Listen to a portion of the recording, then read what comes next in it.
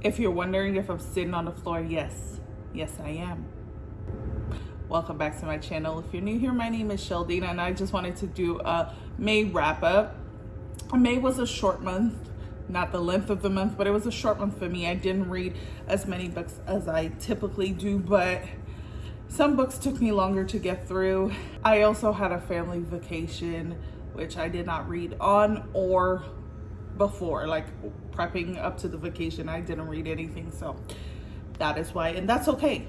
I still read a lot. So I read The Other Black Girl by Zakiya Dalila Harris, and this one follows Nella, who is in a predominantly white company. She works in like the editing, publishing field, and there is a new black girl who comes in and she's like, hey, we're gonna be friends because, you know, we gotta stick together. And this really talks about code switching and what it's like to work in a corporate world where you are one of the few or one of the only black people in the company. I like that aspect of it. What I did not like is that the book moved very slowly. The pacing was weird. I also feel like there was a lot of filler, and it didn't need to be, like, it's not a long book, but it didn't need to be as long as it was, only because a lot of it was like mundane stuff. And also the ending was a no for me, because I felt like the author was telling us like it's just easier to deal with America as it is, deal with how they treat you, because that's easier than having to deal with the stress of not, if that makes sense. And I was like, no, I'm not vibing with it. Like, it's definitely one of those books where it's like it's written by a black person, but not necessarily written for black people. That's how I felt about that book.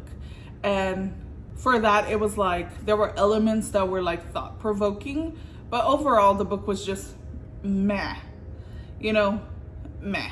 That's all I have to say about that. I'm not gonna be too negative. I read Violeta by Isabel Allende, and at first this one also took me a while to get into as well. It was kind of slow in the beginning, but that's typically how I feel about historical fiction. This one's a historical fiction, and I typically feel that way, of the few that I read at least.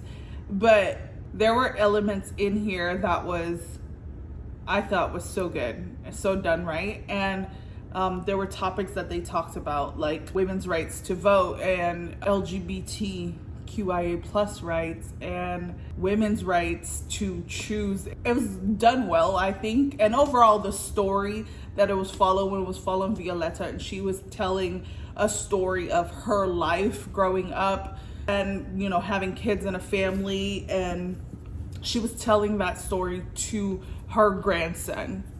And so I thought the overall story was told well. The book was good. Very slow start, and I mean, it picked up pretty quickly for me, but it did take a little bit to get into because it was a slow start. But again, that's typically how I feel about them. And so overall, I thought the book was good. I enjoyed it. Legendborn by Tracy Dion. I read this as a buddy read with Ange. Ange and I are going to continue to read books together. We're going to do a buddy read, I swear, every month, if not multiple books a month. But we read this together and it was good. We both enjoyed it. It started immediately. It was quick. There was no slow points to me in the beginning. Like, the minute she got on campus, stuff was happening and I was like, okay, so that's going to keep my attention, right? I'm used to books, like, I read a lot of thrillers, so I'm used to books moving. So this book I thought was great. I liked the ending. We both agreed we liked a character in her grandma made an appearance and she was hilarious. And the side characters were great. Like Alice, I believe her name was Alice. God, I forget books as soon as they leave my mind. And who was the other one? Selwyn, I believe is his name. Was it Selwyn? That sounds familiar. I wouldn't have made that up. I believe his name is Selwyn. He was also like supposed to be, you know, the bad guy kind of. But I was like, I resonated with him, you know what I mean? Like, if you're coming in, I don't know you, and things are happening concerning you, I'm gonna be wary of you. And that was his job. And I felt like he did that. I don't know. I try to explain things in a way that you're understanding, even if you're not reading it, but I try not to give it away. And so I hope that was clear. But overall, I thought the book was good. And we're gonna read the second book, Blood Marked, I believe, not this month, but maybe next month. I think we're gonna read it. So don't quote me on that. We can change our mind at the drop of the pen. We're so similar. So it doesn't matter. It was a good book. I thought it was good. I read This Could Be Forever by Ebony Liddell, and this one I actually received as an ARC, and I didn't finish it till after it published, okay? I'm sorry. But it published May 20th. This is a YA romance about Deja and Raj, and they meet when she goes on campus to tour the campus. She happens to go into a tattoo shop to get a tattoo, and he's the one who tattooed her, and it's like instant connection on both of their parts. But his family is Nepali, and he just knew that they weren't gonna, for one, they believe in arranged marriages, especially for the women, but for all. And so he knew that it was going to be hard to convince them that he wanted to find his own love, and also that Deja is a Black woman. And so they had to navigate like that world. Now, I don't know if it's because it was an ARC. I'm assuming not, because it's ready to be published, right? But there was a lot of like editing mistakes in here, and I was like, it was throwing me off a little bit. And like simple editing I could like deal with, but I feel like when you have a huge publishing company behind you, I feel like these are like, those mistakes are things they should catch, you know what I mean? Like if it's an indie author, I will look past it because you are your one-man team. But like, again, when there's a huge publishing company and multiple lines of people touch that book, I expect it to be better. So there was a lot of editing flaws in there for me. I was like, it was throwing me off. Some of the sentence structures were weird. Overall, the story was good. I like that we got to see both sides of their family have an issue but come together. And I don't know, it was good. Their love, was like instant. And I guess when you know, you know. And so, but that seems to be the theme with kids, right? They're always in love. But it's a book with absolutely no spice, and I think that was a good change. I feel like even in YA books they throw spice in there, and I'm like, I'm not saying that kids don't be having the whoop-de-whoop, but it's like it's not needed. And so it was a nice change to see in a YA romance there was no spice, like none. And so that was good. I would recommend that if you are into that. What? Am I making sense? I feel like I'm losing brain cells. But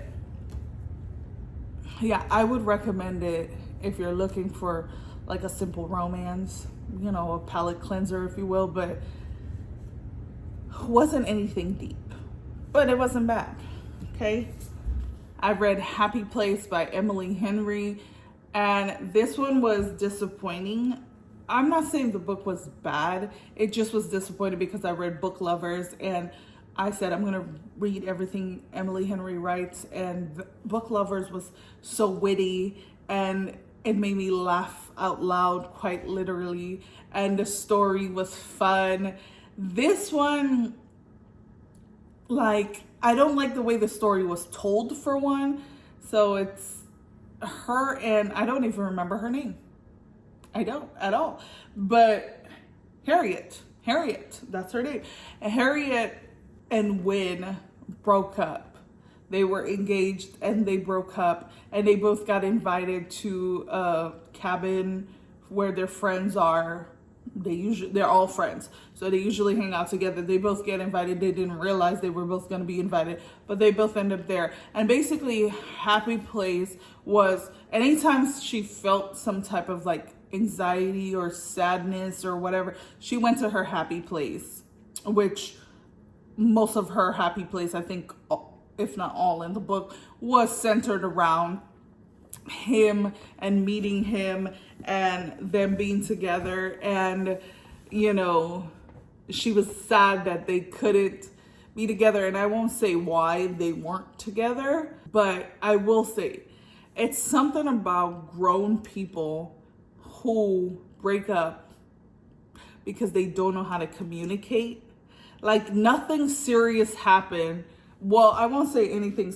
They had serious things going on, but nothing serious happened between them to me that would warrant a breakup, other than they just lack communication skills. And it's something about grown people who don't know how to communicate that don't sit right with me. Like, it just doesn't sit right with me.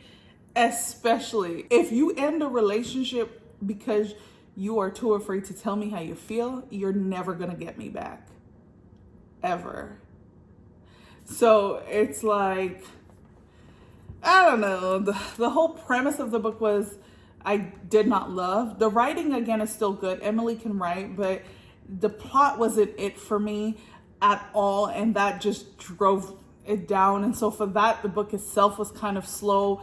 And I'm not the biggest fan of second chance romance, but especially in this case, I just wasn't feeling it.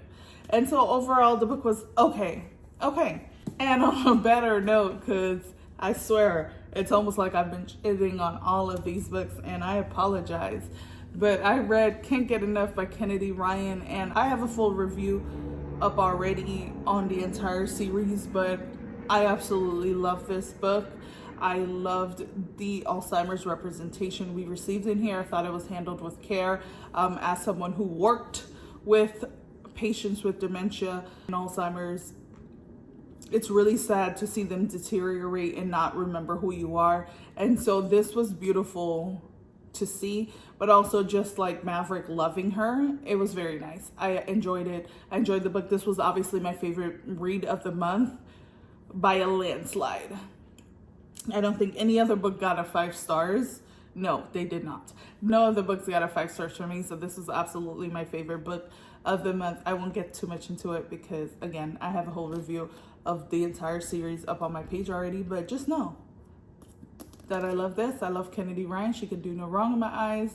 And I saw an interview of her yesterday, I think it was, where she said she writes the men in her book as feminists because she doesn't want to bring men into her space unless they are going to, you know, be here for the woman, be down bad, because she didn't use that exact word as down bad, but you know what I mean.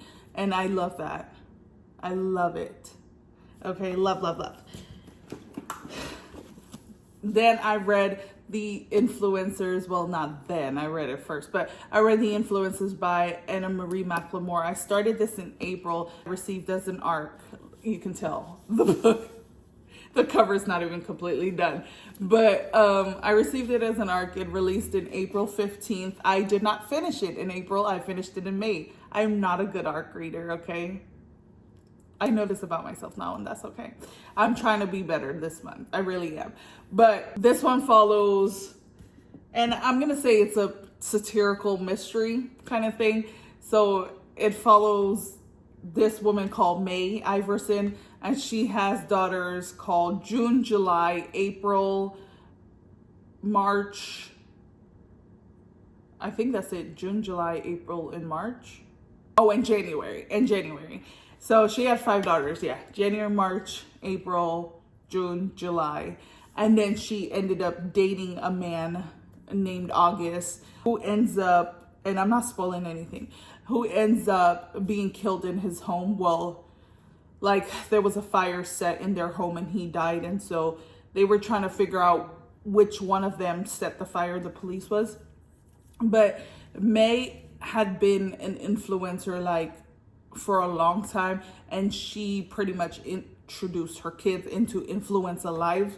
And so the kids did not like it because there were moments where they were telling her when they were young, like, turn off the camera, you know, this is a private matter, I'm really sad right now, I don't want to be on camera. But instead of respecting them, she was just kind of like shoving the camera in their face, like, oh, look more sad, or, you know, let's talk about, you know, the first time you got your period, like, which is weird. So the whole book was trying to figure out what happened to August or who did something to August. most of the book was centered around their family dynamic, and I guess who had the motive to do it, based off of how their mom treated them and how they grew up. Overall, it was okay. I thought the names was kind of funny. It reminds me of What Happened to Wednesday, where their names are all like Saturday, Sunday, Monday, Tuesday, Wednesday, whatever their names was, and then Wednesday missing. In here, March is also not relevant in their lives, or at least she isn't like around. Like, she dipped out on that family because of what the mom put them through. And so the book was not bad, you know, overall okay. The month itself was not a bad month. I had a great May. It has nothing to do with the reading because overall a lot of the books was just, you know, okay, I got through them. Nothing was worth DNFing, but other than like Can't Get Enough, nothing was like something I would rave about. I probably will never talk about these books again. Maybe this could be forever, but you know what I mean? And so overall, not a bad month. I hope you guys had a great reading month. As always, thank you for watching. Happy reading. Bye.